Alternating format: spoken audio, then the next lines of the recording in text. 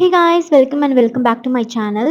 ரொம்ப நாளைக்கு அப்புறம் வந்து லாங் வீடியோ போடலாம் அப்படின்னு நினச்சேன். சரி லாங் வீடியோ போடுறதான் போடுறோம். எந்த மாதிரி வீடியோ போடலாம்னு நினச்சிட்டு இருக்கும்போது தான் சரி ஓகே பாக்ஸ் ஃபோல்டிங் வீடியோ வந்து எக்ஸ்ப்ளனேஷனோட போடலாம். நான் வந்து வீடியோ வந்து இவ்வளோ டீட்டெயிலாக எக்ஸ்ப்ளனேஷனாக அந்த வரைக்கும் வீடியோ போட்டதில்லை. இந்த வீடியோவில் ஒரு saree வந்து எப்படி பாக்ஸ் ஃபோல்டிங் பண்ணுறதுன்னு சொல்லி எக்ஸ்ப்ளனேஷனோட கொடுத்துருக்கேன். ஸோ ஸ்கிப் பண்ணாமல் பாருங்கள். இது வந்து கிளைண்ட்டோட saree. ஸோ ஆல்ரெடி அவங்களுக்கு மெஷர்மெண்ட் எடுத்து ப்ரீபிட் பண்ணி அயன் பண்ணி நான் வச்சுருக்கேன். ஸோ இந்த சாரியை தான் இப்போ வந்து பாக்ஸ் ஃபோல்டிங் பண்ண போகிறோம்.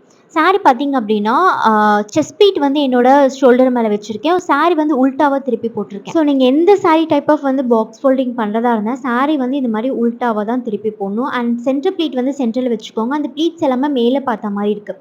மேலே பார்த்த மாதிரி இருந்தால் தான் ஃப்ரண்ட்டில் வந்து உங்களுக்கு வந்து ப்ளீட்ஸ் வந்து நல்லா விசிபிளாக தெரியும். இந்த மாதிரி சாரி ஃபுல்லாக திருப்பி போட்டு நம்ம டக்கின் பண்ணுற சைடு வந்து ஆப்போசிட்டில் கீழே விட்டுருப்போம்.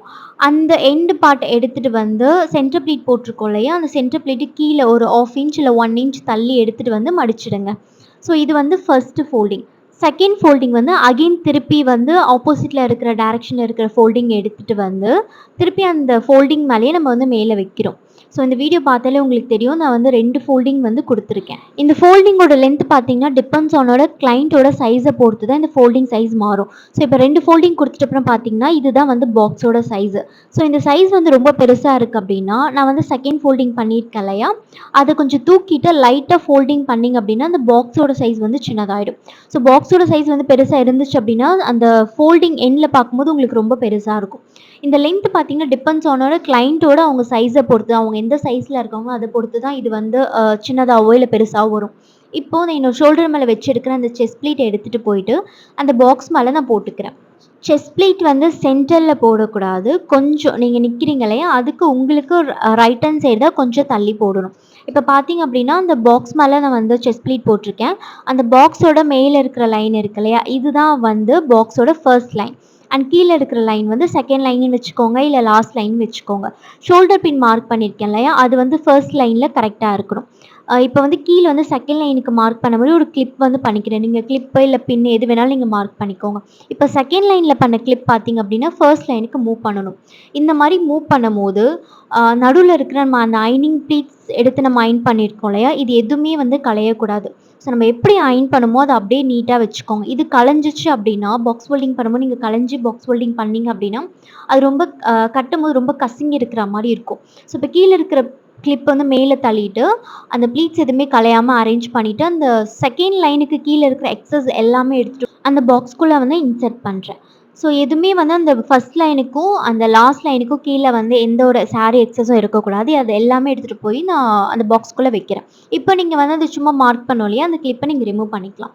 ஸோ இப்போ ஃபோல்டிங் பார்த்தீங்க அப்படின்னா ரைட் சைடு தான் எப்போவுமே வந்து ஃபோல்டிங் ஸ்டார்ட் பண்ணணும். ரைட் சைட் கொஞ்சம் ஃபோல்டிங் பண்ணிவிட்டு அப்புறம் லெஃப்ட் சைடில் அந்த பார்டர் வரைக்கும் நீங்கள் பாதி மடிச்சிடுங்க.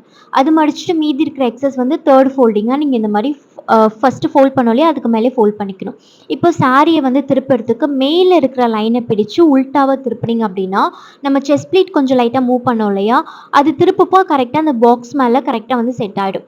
நான் வந்து சென்டர் ப்ளீட் வந்து மேலே விசிபிளாக தெரியணும்னு சொன்னேன் இல்லையா, அதுதான் இது. இது நீங்கள் வந்து கரெக்டாக வச்சு நீங்கள் பாக்ஸ் ஃபோல்டிங் பண்ணல அப்படின்னா அந்த சென்டர் ஃபோல்டிங் வந்து உங்களுக்கு விசிபிளாக தெரியாது.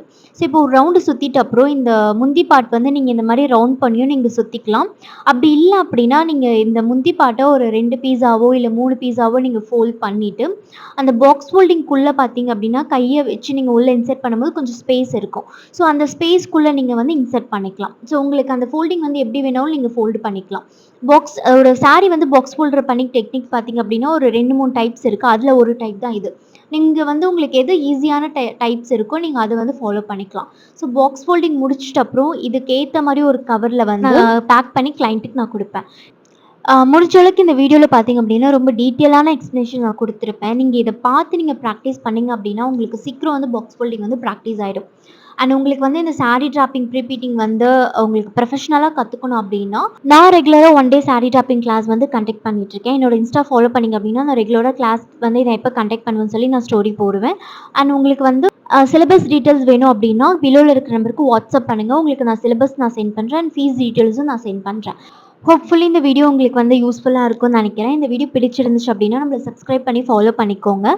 அண்ட் உங்களுக்கு எதாவது டவுட் இருந்ததுன்னா கமெண்ட் பண்ணுங்கள். நெக்ஸ்ட் வீடியோ அந்த டவுட்ஸை கிளியர் பண்ணுறேன். Thank you so much. பாய்.